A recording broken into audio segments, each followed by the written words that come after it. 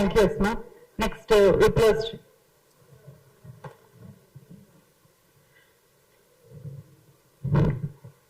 Hello అందరికి.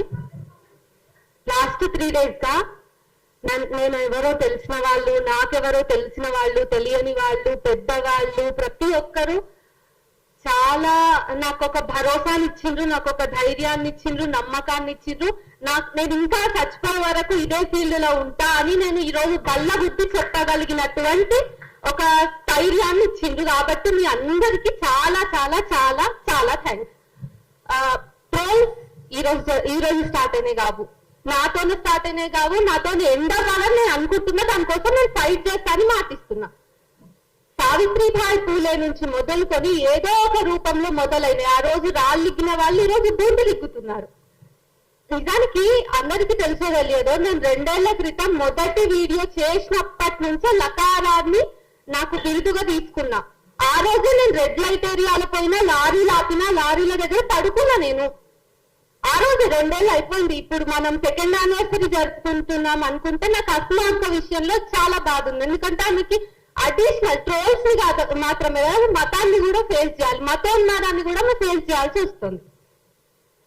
సరే, నేను ఉస్మానియా యూనివర్సిటీ జర్నలిజం స్టూడెంట్ గా చాలా రోజుల నుంచి ఆల్రెడీ క్వాలిటేటివ్ రీసెర్చ్ అనేది చేస్తున్న ట్రోల్స్ మీద. దాని మీద నేను ఒక నిర్దిష్టమైనటువంటి ప్రణాళికను రాస్తున్న సందర్భంలో ఈ ఫోటో నా కళ్ళబడింది. అందుకు నేను ఫీల్ అవుతున్నా. ఎందుకంటే అరే ఈ 3-4 రోజులు నేను ఏం పనులు చేయలేకపోయినా కదా, నా వర్క్ కి, నా బ్యాక్గ్రౌండ్ వర్క్ కి ఇది కొంచెం ఆటంకం అయ్యింది అనేటటువంటి బాధ తప్ప నేను ఎక్కడ తగ్గలేదు, నేను ఆగట్లేదు. ఈ 3 రోజులు నా ఫేస్బుక్ లో, నా యూట్యూబ్ లో పోస్టులు, వీడియోస్ రాలేవు అని సంతోషించే వాళ్ళకి 3 రోజుల నుంచి నేను ట్రోలింగ్ కి గురైనా. మార్పింగ్ దగ్గర ఏం ఆగలేదు. 3 రోజుల నుంచి నేను లకారాలకు గురైనా.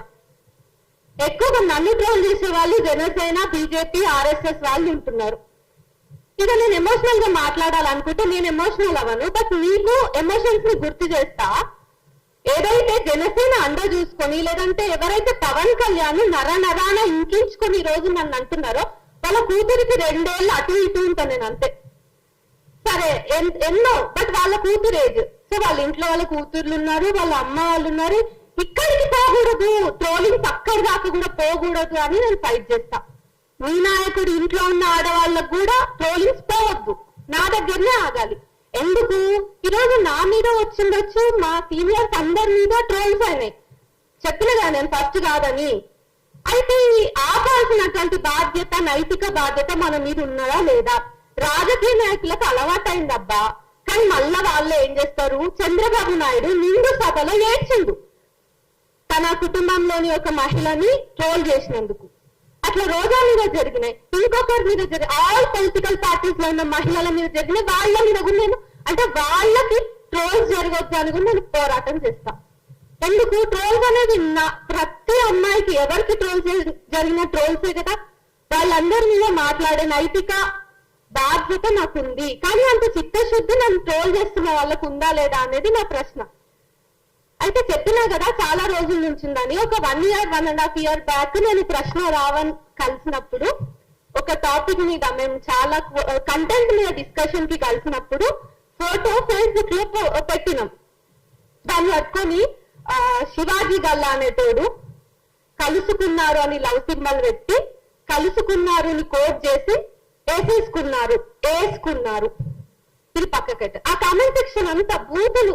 నేను ఒక ప్రొఫెషనలిస్ట్ దగ్గర అంటే రీసెర్చ్ చేస్తున్నాను చెప్పిన కదా, నా మీద ట్రోల్స్ ని కాదు, నేను ఇక్కడ కూర్చున్న వాళ్ళలో చాలా మంది మీద జరుగుతున్న ట్రోల్స్ ని కూడా నేను నా రీసెర్చ్ లో భాగంగా చేసుకున్నా. అవన్నీ కూడా నేను అనలైజ్ చేస్తున్నప్పుడు ఒక ప్రొఫెషనలిస్ట్, ఒక సైకాలజిస్ట్, ఒక అడ్వకేట్ నా పక్కన కూర్చున్నప్పుడు వాళ్ళకి నేను అది చదివి వినిపించలేనంత దారుణమైన, అసభ్యకరమైనటువంటి పదజాలం అందులో ఉంది. ఇది గుర్తుపెట్టుకోండి. అయితే ప్రొవోకేటివ్ గా ఉండాలా, ఎలా డీల్ చేయాలి అనేది ఇది నాకు 2 ఏళ్ల నుంచి ఉన్నటువంటి ప్రశ్న. ఎందుకంటే నాదేముందబ్బా, ఆల్రెడీ వాళ్ళందరి దృష్టిలో నేను బరితెగించిన. సరే, నేను బరితెగించిన, కానీ తర్వాత రావాల్సిన ఆడపిల్లల పరిస్థితి ఏంటి? ఈ హాల్లో కూడా మహిళల సంఖ్య తక్కువనే ఉంది. మహిళా జర్నలిస్ట్ ఆర్గనైజ్ చేసినటువంటి సభ ఇది. సో నా ఏజ్ వాళ్ళు ఇంకా ఎక్కువ మంది ఉండాలని నేను కోరుకుంటా.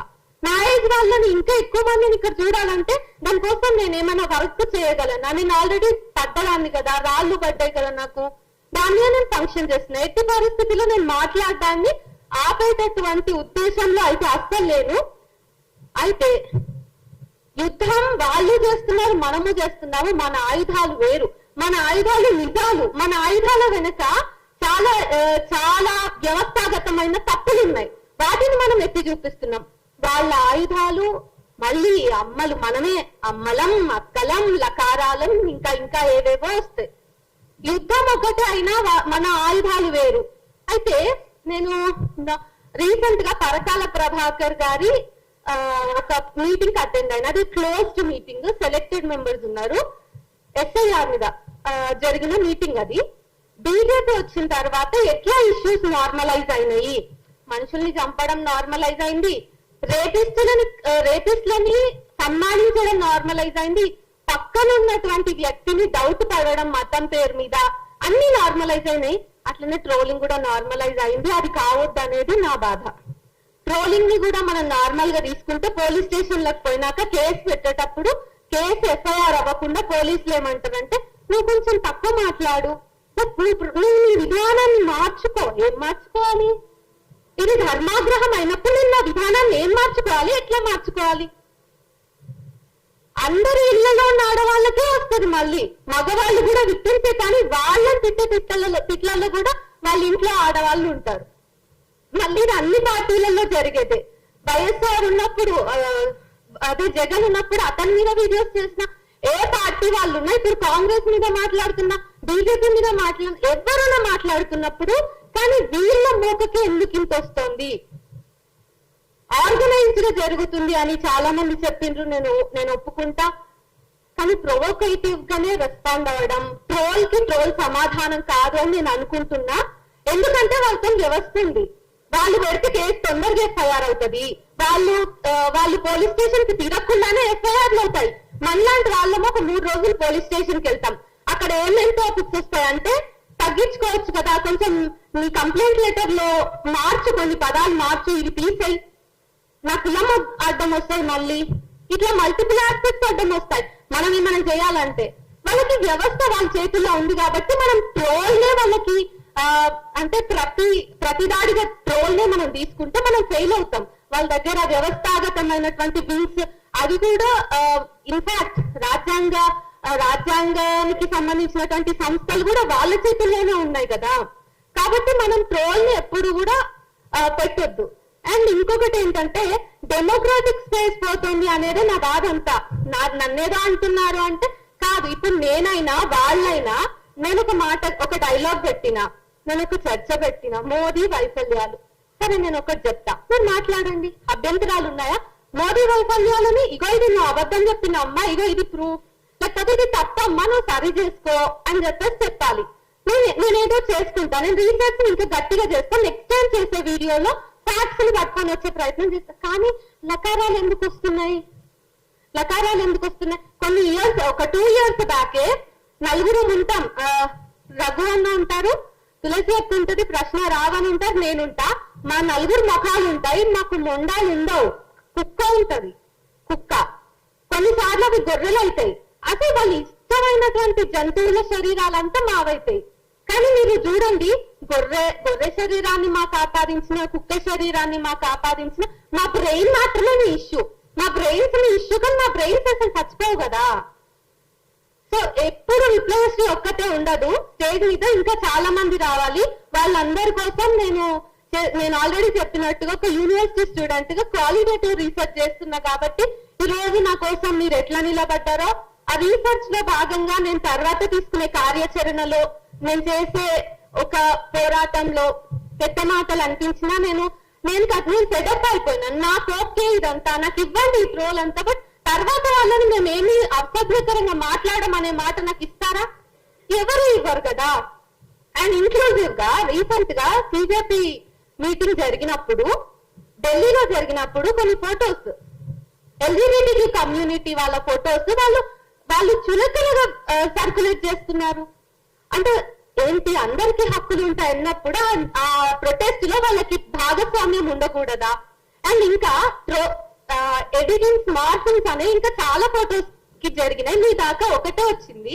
ఇంకొక ఫోటోలో నేను ఎల్జిబిటి క్యూ కమ్యూనిటీకి చెందినటువంటి ఢిల్లీ ప్రొటెస్ట్ లో పాల్గొన్న వీరులు ఉన్నారు.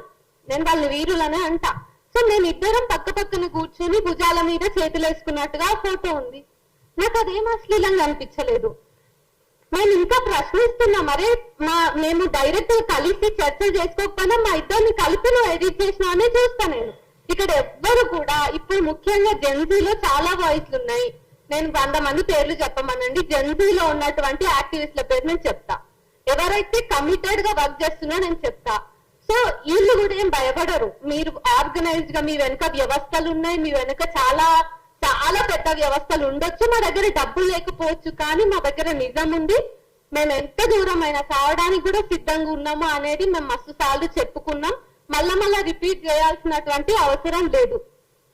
అయితే ఈ పొలిటికల్ పార్టీస్ మాట్లాడాలి అని నేను కోరుకుంటున్నా. ట్రోలింగ్ అనేది మా సమస్యనే కాదు. మీరే అంటారు ఇప్పుడు ట్రోల్ ఈ విషయం ఏదైతే అవుట్రేజ్ వచ్చిందో నా విషయంలో నేను కూడా ఎక్స్పెక్ట్ చేయలేదు. నాకు రొటీన్ అయిపోయింది మార్ఫింగ్, ఈ ట్రోలింగ్ అనేవి. నాకు లిటరల్ గా పొద్దున లేస్తే నేను అవే చదువుతాను. నాకు లకారంతోనే డే స్టార్ట్ అవుతుంది, ఎండ్ అయ్యేది కూడా అట్లనే ఎండ్ అవుతుంది. అయితే నాకు వచ్చిన బూతులకి మా ఫ్రెండ్స్ కి అసలు మీనింగ్స్ కూడా తెలియవు. సరే అవి నాకు తెలిసినాయి, సభాముఖంగా నేను చెప్పదలుచుకోలేదు. అవి అంత అసభ్యకరంగా ఉంటాయి. సో అలాంటి బూతులను నా రోజు అంతా గడుస్తుంది. దాంట్లో ఏం లేదు. అయితే పొలిటికల్ పార్టీస్ ఏమన్నారు, ఈ 3 days లో ఆర్ఎస్ఎస్ వింగ్ వాళ్ళు ఏమన్నారంటే, నన్ను ట్రోల్ చేసిన వాళ్ళే, నన్ను లకారం అని చెప్పి పోస్ట్ పెట్టినోడే వీళ్ళందరి ఫోటోలు మార్చాయినాయి కదా, వీళ్ళ గురించి మాట్లాడవా అంటే వాళ్ళు మాట్లాడతాం. వాళ్ళెవ్వరి మీద మేము ట్రోల్ చేయలేదు, వాళ్ళెవ్వరిని మేము లకారాలతో మాట్లాడలేదు. వాళ్ళతో సైద్ధాంతికంగా, భావజాల పరంగా, రాజకీయంగా మాకేమైనా విభేదాలు ఉన్నప్పుడు మేము పార్లమెంటరీ లాంగ్వేజ్ లో మేము అది విమర్శ చేసినాం. మేము ట్రోల్స్ చేయలేదు ఏనాడు. మేము ఏనాడు బూతులు తిట్టలేదు ఒకరిని పట్టుకొని. సో అది వాళ్ళు మర్చిపోతారు. సో ట్రోలర్స్ ఇప్పుడు ఏమైపోయిందంటే పోరాటం చేస్తున్న యోధులు అయిపోయింది. ఈ రోజు వాళ్ళు పోరాట యోధులు. వాళ్ళు ఈ 3 days లో నన్ను ట్యాగ్ చేసి పెట్టింది ఏంటిదంటే, మేము పోరాట యోధులం, నువ్వు ఫేక్ జర్నలిస్ట్, నువ్వు ఆన్ లిస్ట్.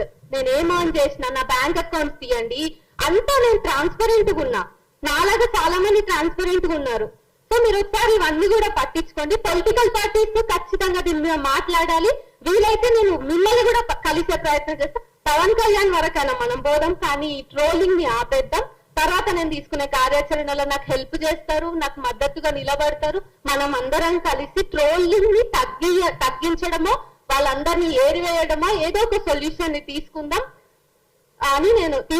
అని చెప్పేసి ఒక ఓపెన్ కాల్ ఇస్తున్నా. తర్వాత నేను ఏమైనా నిర్ణయాలు తీసుకుంటే సోషల్ మీడియాలో మీ అందరినీ రీచ్ అవుట్ అవుతా. Thank you so much. Sorry నిమిషమ్మా, ఇందాక నారాయణ గారు ఒక్క నిమిషంలో కంప్లీట్ చేస్తా. నారాయణ గారు మాట్లాడుతూ, నారాయణ అన్న 1,00,000 మంది ఉంటారు తమ్ముడు అంటే, అన్న ఒక్కడితోనే మొదలు పెడతాం, రేపు ఒక్కడితోనే మొదలు పెడతామన్నా, మీలాంటి వాళ్ళ సపోర్ట్ ఖచ్చితంగా ఉండాలి. ఈ శివాజీ గల్లా అనేవాడితోనే మొదలు పెడతాం. వీడి పోస్టులు ఒక్కొక్కటి శ్రీనిధి ఫోటో పెట్టి, నేను మీడియా ముఖంగా చెప్తున్నా, రే శివాజీ నిన్ను నేను కలుస్తా, ఖచ్చితంగా నిన్ను నేను కలుస్తా కొడక, నీ పోస్టు నీకే చూపించి నీతో మాట్లాడతా. 100 రూపాయలు కూడా లేవా శ్రీనిధి ఫోటో పెట్టి, స్కానర్ పెట్టి, ఆ అమ్మాయి కాఫీ తాగుతూ ఏదో పిక్ పెడితే ఏమి వాడి 100 రూపాయలు కూడా లేవా, 100 రూపాయలతో మిమ్మల్ని సాటిస్ఫై చేసే బాధ్యత నాది అని స్కానర్ పెడతాడు ఈ అమ్మాయి ఫోటో పెట్టి. కొడక శివాజీ చెప్తున్నా, నిన్ను నేను కలుస్తా బిడ్డ, నిన్ను కలుస్తా, నీ సంగతి చూస్తా. ఒక్కడితోనే మొదలు పెడతావు. శివాజీగా నీ వెనకాల ఎవడున్నాడు? ఈ శివాజీ అనేవాడు పవన్ కళ్యాణ్. నేను ఇందాక చెప్పా, వైఎస్ఆర్ కాంగ్రెస్ పార్టీలో ట్రాల్స్ జరిగినాయి, కాంగ్రెస్ పార్టీ వాళ్ళు కూడా ట్రాల్ చేస్తున్నారు. జనసేన పార్టీ, భారతీయ జనతా పార్టీ చేసే ట్రాల్స్ ఎంత నీచంగా ఉంటాయో ఎవ్వరు కూడా నోటితో చెప్పలేని ట్రాల్స్ మాట్లాడతారు. పిల్లల్ని రేప్ చేస్తామంటారు, తల్లుల్ని రేప్ చేస్తామంటారు, భార్యల ఫోటోలు మార్పు చేస్తారు, స్కానర్లు పెడతారు, ఆడపిల్లల ఫోటోలు పెట్టి మతం పేరు వాడతారు, కులం పేరు వాడతారు. మీరు మనుషులురా మీరు. పవన్ కళ్యాణ్ నెరేటల్ అంటే ఆయన యొక్క నెరేటల్ లైఫ్ గురించి మాట్లాడితే, ఒక స్టాండప్ కమెడియన్ ని 2 రోజుల్లో తీసుకెళ్లి అరెస్ట్ చేశారు. 2 రోజుల్లో. నారా లోకేష్ గారి తల్లి గారి గురించి ఎవరో మాట్లాడారు, భువనమ్మ గారి గురించి అని చెప్పని వల్లభనేని వంశీ అనే వ్యక్తిని తీసుకెళ్లి అరెస్ట్ చేస్తారు, నెలలు జైల్లో పెడతారు. మీ ఇంట్లో ఆడాళ్ళు మాత్రమే గోల్డెన్ ముద్దలా, బంగారపు ముద్దలా? మా ఇంట్లో ఆడాళ్ళు, ఈ ఆడాళ్ళందరూ కూడా మట్టి ముద్దలా? అంటే మీ ఇంట్లో ఆడవాళ్ళకి మాత్రమే పరువు గౌరవం ఉంటాయా? అంటే న్యాయం మీకొకటి, సామాన్య ప్రజలకు ఒకట? Pawan Kalyan garu, you should take responsible for this bullshit happening on your name. మీ పేరు మీద, మీ పార్టీ పేరు మీద జరుగుతున్న ఈ ఆన్లైన్ హెరాస్మెంట్ కు మీరు బాధ్యత తీసుకోవాలి. ఆడు మీ పార్టీ వ్యక్తి అని చెప్తున్నాడు, కాదంటే ఖండించండి, లేదంటే మేము యాక్షన్ తీసుకుంటాం. అరే గల్లా, శివాజీ గల్లా, కలుద్దాం కొడక. నేను ఒక 2 పాయింట్స్ ని గుర్తు చేస్తా. ఇప్పుడు ఇది ఏదైతే నా ఫస్ట్ ఇప్పుడు ట్రోలింగ్ అదే మార్పుడు ఫోటో మీరు ఏదైతే మీ దృష్టిలోకి ఏదైతే వచ్చిందో నాకు సంఘీభావాన్ని తెలియజేశారో, ఆ ఫోటో వచ్చిన తర్వాత ఒక వ్యక్తి ఆ ఫోటోని పవన్ కళ్యాణ్ ఫ్యామిలీలో ఉన్న ఆడవాళ్ళ ఫోటోలతో జత చేసి మీ ఇంట్లో ఆడాలని మేము ఇలా ఎప్పుడైనా అన్నామా అని చెప్పేసి పోస్ట్ పెడితే, నేను అసలు దేనికి రెస్పాండ్ అవ్వకుండా కూర్చున్నా. నేను ఆ వ్యక్తికి కాల్ చేసి, ప్లీజ్ భయ్యా ఆ పోస్ట్ డెలీట్ చేయండి, ఆ ఆడవాళ్ళు కూడా టార్గెట్ అవ్వడం నాకు ఇష్టం లేదు, అందులో కూడా నాకు నేనే కనిపిస్తా, లేకపోతే మణిపూర్లో ఉన్న మహిళ కనిపిస్తారు నాకు, దయచేసి అది తీసేయండి అని చెప్పి పోస్ట్ డెలీట్ చేపించిన. ఒక ఆడపిల్లకి సంఘీభావం చెప్పే పేరుతోటి ఇంకొక ఆడవాళ్ళని టార్గెట్ చేయడం కూడా ఇష్టం లేనట్టుగా మనమందరం మీద కూర్చొని మాట్లాడుకుంటుంటే, వాళ్ళు అదే పనిగా ఏదో పోస్ట్ కి డబ్బులు వస్తాయో ఏంటో వాళ్ళంతా ఆర్గనైజ్డ్ గా మనని దెబ్బ కొట్టాలని, మాట్లాడకూడదని ఏ దేవుడి పేర్లైతే చెప్పి వాళ్ళు వాళ్ళ ప్రొఫైల్స్ అని దేవుళ్ళ ఫొటోస్ లేదా అన్లాక్డ్ ప్రొఫైల్స్ లేదా మోదీ ఫోటో లేదా పవన్ కళ్యాణ్ ఫోటో. అంటే ఇప్పుడు నేనేమనుకోని, ఒక రోజు నేను చూడలేక కామెంట్ పెట్టిన ఒకరు లకారాన్ని నన్నంటే ఆ డీపీలో దేవుడి ఫోటో ఉంది, ఇంతకీ నువ్వన్నావా, నన్ను నీ దేవుడు అన్నాడా, నాకు ఒక క్లారిటీ ఇవ్వు. నేను రేపు కేసు పెట్టాలంటే దేవుడి మీద పెట్టలేను కదా. పాపం ఆయన మీరు చేసే చర్యలకు ఆల్రెడీ డిప్రెషన్ లో ఉండింటారు, మళ్ళీ మా సైకాలజిస్ట్ పై వాళ్ళకి కూడా ట్రీట్ చేయాల్సి వస్తుందేమో, ఐ డోంట్ నో. అయితే అదొక విషయం. అయితే వీళ్ళకి నేను ఏ డ్రెస్ వేసుకున్నా మళ్ళీ మంటే, నేను పద్ధతిగా చీర కట్టుకున్న ఫోటోని కూడా వదిలిపెట్టలేదు వాళ్ళు. సో వాళ్ళే చీర కట్టుకోమంటారు, మనం ఏదో చేస్తాం, మళ్ళీ అది కూడా ట్రోల్ అవుతుంది. వాళ్ళు ఏదో ఎక్స్పెక్ట్ చేస్తారు, కానీ అంటే వాళ్ళకి తెలియకుండా మనం ఆ అంశంలో మాట్లాడుంటాం. రీసెంట్ గా జరిగినటువంటి గౌస్ భాష అంశంలో వాళ్ళు ఇంకా మాట్లాడక ముందే మనం దాని మీద చేసేసాం, అన్ని అయిపోయాయి. మనం విక్టిమ్ పక్కన ఉంటుంటాం, మనం ట్రోల్స్ ఎదుర్కొంటూ ఉంటాం. లిటరల్లీ సార్ వాళ్ళ అంటే విక్టిమ్ పాప నా పక్కన ఉంది, పోస్ట్ లో ఎక్కడ కూర్చున్నారు సెక్యులర్ గొట్టంగా వాళ్ళంతా అంటే విక్టిమ్ దగ్గర ఉన్నామమ్మా, ఇంకేం చెప్పాలి. సో మీరు కొంచెం ట్రోల్ చేసేటప్పుడు కూడా చూసుకోండి, అలవాటైన వాళ్ళని ట్రోల్ చేస్తే తర్వాత మీకు ఖచ్చితంగా ఉంటది. అయితే మేము ప్రజాస్వామికంగా మాత్రమే రివెంజ్ తీర్చుకుంటామనే నమ్మకాన్ని అనే దాన్ని కూడా మీకు ఇస్తున్నా. Thank you.